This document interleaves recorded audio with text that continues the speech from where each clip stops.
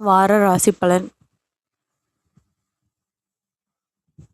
மிதுனம் ராசிஸ்தானத்தில் புதனும் சூரியனும், குடும்பஸ்தானத்தில் குருவும், சகோதர ஸ்தானத்தில் சுக்கிரனும், கேதுவும், பாக்கியஸ்தானத்தில் ராகுவும், தொழில் ஸ்தானத்தில் சனியும், சந்திரனும், போகஸ்தானத்தில் செவ்வாயும் இருக்கின்றார்கள். சந்திரன் இந்த வாரம் மீனம், மேஷம் மற்றும் ரிஷப ராசியில் சஞ்சாரம் செய்ய இருக்கின்றார்.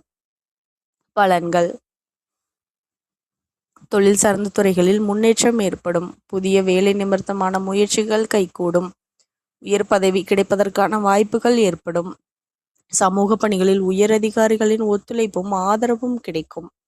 செயல்திறன் மற்றும் சிந்தனை திறன் அதிகரிக்கும். பயனற்ற விஷயங்களை சிந்திப்பதை குறைத்துக் கொள்வது நல்லது. சமூக பணியில் இருப்பவர்களுக்கு சாதகமான சூழ்நிலைகள் காணப்படும். போட்டித் தேர்வு